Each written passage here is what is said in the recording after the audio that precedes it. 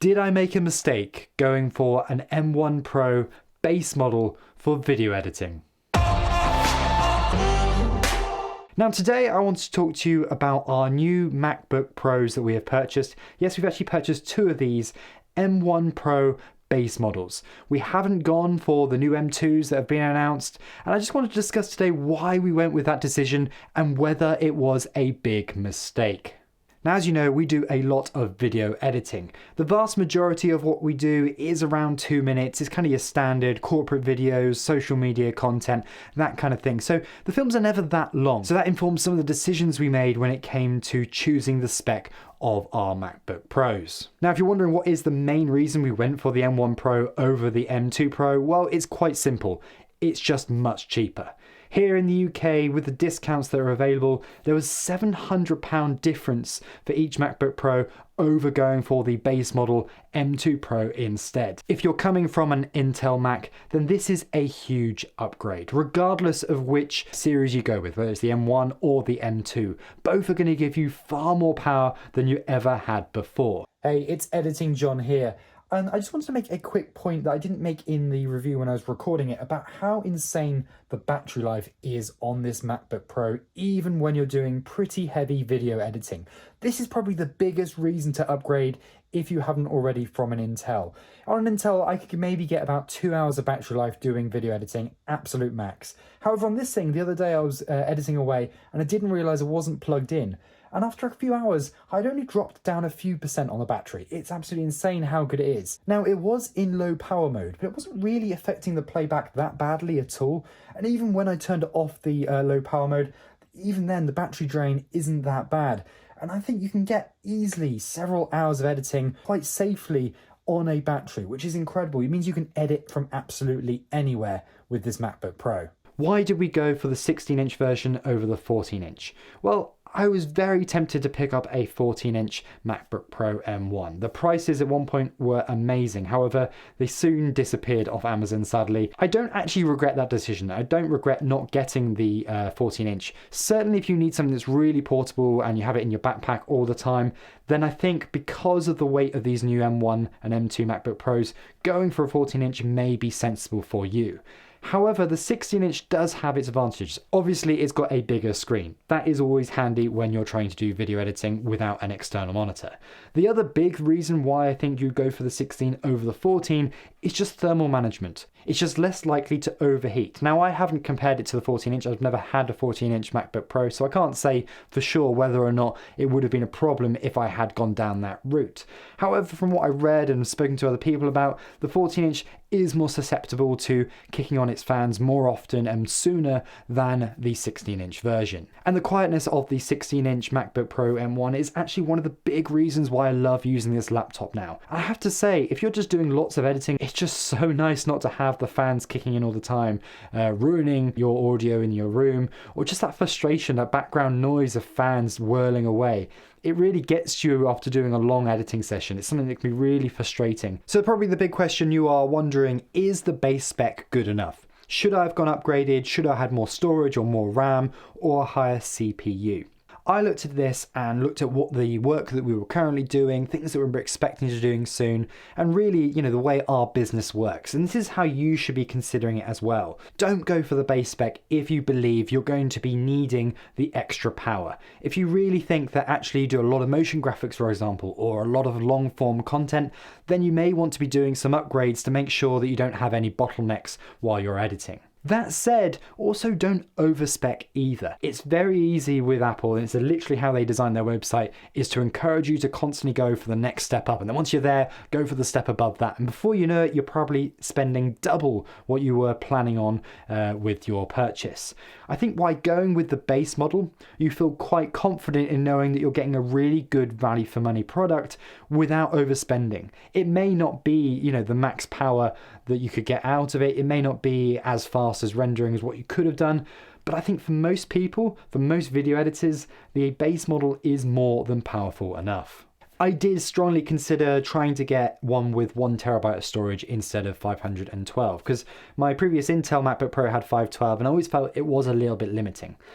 That said, in some ways, it's good discipline to try and avoid putting too many files on your MacBook Pro. Although it's nice to have the extra storage, and there's certainly times where you want to be able to copy and be able to edit off the internal storage, that shouldn't be your default position. That shouldn't be how you edit all the time. You should be using external drives. You should be making sure you're backing up to external locations, because if it's in the laptop and it gets stolen or something breaks on it, suddenly you've lost that footage. If you can afford the upgrade to 1 terabyte storage, then it is a nice luxury to have. But that's how I would describe it. It's a luxury rather than a requirement when using the MacBook Pro. So what is it like doing professional video editing using one of these base model MacBook Pros? Well, it has been amazing. I've not experienced any issues whatsoever in terms of hang-ups or slowdowns with the base model. Now, as I said before, most of our projects aren't that long. In fact, these YouTube videos are the longest form content that we ever produce by a long shot. The vast majority of the things that we edit and things we produce are around 1 to 2 minutes. And within that, there may be a few layers of video content. There's kind of basic color grading that we may do. Occasionally may have to do noise reduction and things like that. But the vast majority of it is quite simple editing. And I think actually it's probably what most people do. Most corporate video production companies are probably not going crazy when it comes to the effects that they're applying to their films.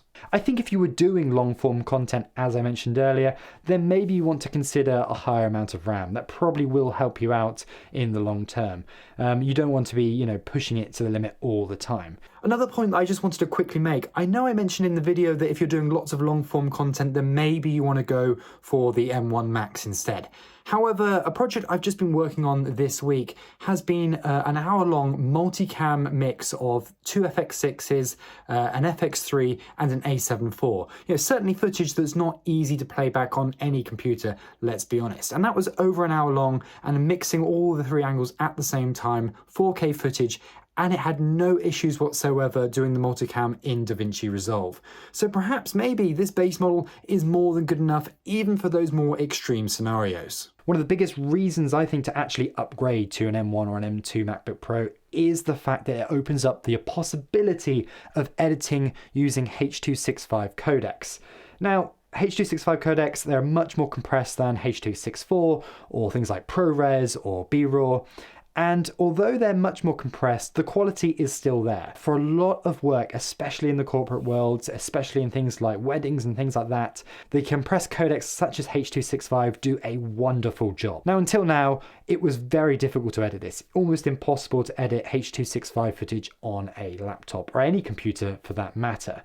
But with M1 Pros, there's no problem whatsoever. It edits so smoothly, it's amazing. Then the big advantage is you're saving so much storage space.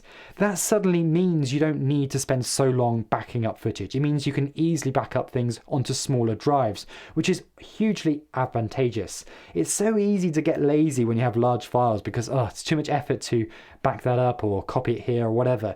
But no, if you've got smaller files, you're going to be copying it way quicker, which means your day is finished much earlier. Not only that, it also means that remote editing is much easier as well, or backing up online. Suddenly you can actually put an entire project up onto a Google Drive, for example. It's not unreasonable to be able to do that even on an okay internet connection.